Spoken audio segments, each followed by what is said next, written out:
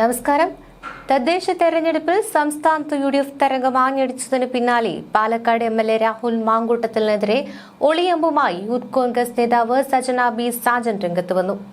കളയേണ്ടത് കളഞ്ഞപ്പോൾ കിട്ടേണ്ടത് കിട്ടി എന്നായിരുന്നു സജനയുടെ ഫേസ്ബുക്ക് പോസ്റ്റ്. കളയേണ്ടത് കളഞ്ഞപ്പോൾ കിട്ടേണ്ടത് കിട്ടി. കേരളത്തിൽ UDF തരംഗം തദ്ദേശം പിടിച്ചടക്കി എന്നാണ് സജന ഫേസ്ബുക്കിൽ കുറിച്ചത്. സജനയുടെ പോസ്റ്റിന് കീഴിൽ അസഭ്യവർഷവുമായി കോൺഗ്രസ് പ്രവർത്തകർ തന്നെ എത്തിയിട്ടുണ്ട്. രാഹുലിനെ അല്ല സജനയെയാണ് പുറത്താക്കേണ്ടതെന്നാണ് ഇക്കൂട്ടരുടെ വാദം.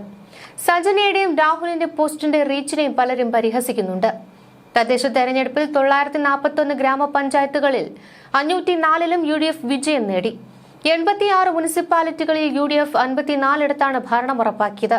6 കോർപ്പറേഷനുകളിൽ 4 UDFും LDAയും ഓരോന്ന് വീതമാണ് നേടിയത്. 14 ജില്ലാ പഞ്ചായത്തുകളിൽ 7 LDFും 7 UDFും സ്വന്തമാക്കി.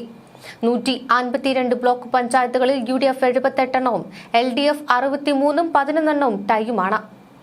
ഇതിനിടെ ഇത്തരത്തിൽ ലൈംഗിക പീഡന പരാതികളെ തുടർന്ന് കോൺഗ്രസ് പാർട്ടിയിൽ നിന്നും പുറത്താക്കിയ രാഹുൽ മാങ്കൂട്ടത്തിൽ MLA കാണുവാനായി വിജയിച്ച കോൺഗ്രസ് സ്ഥാനാർത്ഥി ഓടിയെത്തുന്ന കാഴ്ചയാണ് കേരളം കണ്ടത്.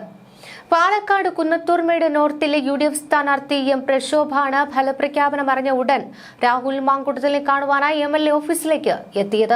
ബലാത്സംഗ പരാതികളെ തുടർന്ന് ഒളിവിലായിരുന്ന രാഹുൽ മാങ്കൂട്ടൽ പുറത്തിറങ്ങി വോട്ട് ചെയ്ത വാർഡെന്ന നിലയിൽ കഴിഞ്ഞ ദിവസങ്ങളിൽ ഏറെ ശ്രദ്ധാകേന്ദ്രമായിരുന്നു കുന്നത്തൂർമേട് നോർത്ത് വാർഡ്. 8 വോട്ടിനാണ് ഇവിടുത്തെ UDF സ്ഥാനാർത്ഥി വിജയിച്ചത്.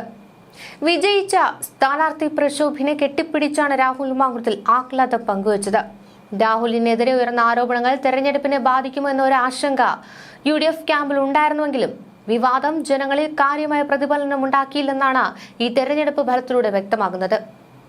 പാലക്കാട് MLA ഓഫീസിലായിരുന്നു വിജയാഹ്ലാദ പ്രകടനം നടന്നത്.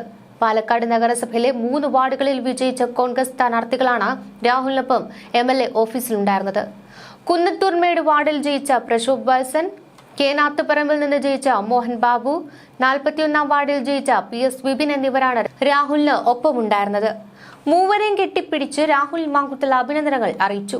കോൺഗ്രസ് പാർട്ടിയിൽ നിന്നും പുറത്താക്കപ്പെട്ട ഒരാളെ കാണാൻ എത്തുന്നതിൽ പ്രശ്നമില്ല എന്ന ചോദ്യത്തിന് താനും ഇവിടുത്തെ ഒരു വോട്ടറാണെന്നായിരുന്നു രാഹുലിന്റെ പ്രതികരണം. ബലാത്സംഗ കേസിൽ ഒളിവിൽ കഴിഞ്ഞ രാഹുൽ മാങ്കൂട്ടത്തിൽ വോട്ട് ചെയ്യുവാനായി പുറത്തെത്തുകയായിരുന്നു. പാലക്കാട് നഗരസഭയിലെ കുന്നത്തൂർമേട് ബൂത്തിലായിരുന്നു രാഹുൽ വോട്ട് ചെയ്യുവാനായി 15 ദിവസത്തെ ഒളിവ് ജീവിതത്തിന് ശേഷം എത്തിയത്.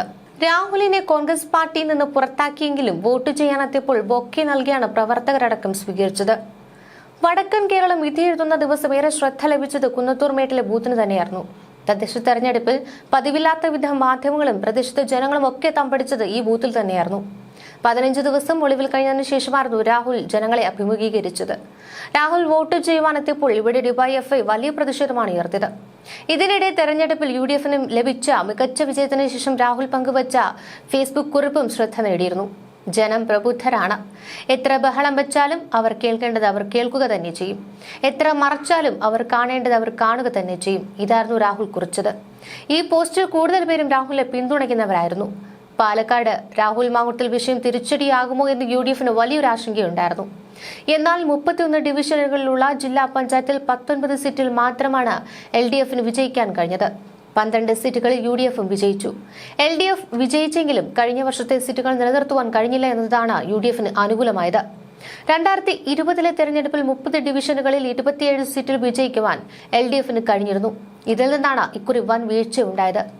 കഴിഞ്ഞ തെരഞ്ഞെടുപ്പിൽ പാലക്കാട് ജില്ലാ പഞ്ചായത്തിൽ 3 സീറ്റുകളിൽ മാത്രമാണ് UDFന് വിജയിക്കാൻ കഴിഞ്ഞത്. ഇത് 12ആയി ഉയർത്താൻ കഴിഞ്ഞു എന്നത് ചെറിയ നേട്ടമല്ല. ജനങ്ങളുടെ അടിസ്ഥാന പ്രശ്നങ്ങൾക്ക് മേൽ രാഹുൽ മാങ്കൂട്ടത്തിൽ വിവാദം ഉയർത്തിക്കാട്ടുവാൻ ശ്രമിച്ച CPMനാണ് ഏറ്റവും വലിയ തിരിച്ചടി ജനങ്ങൾ നൽകിയത്.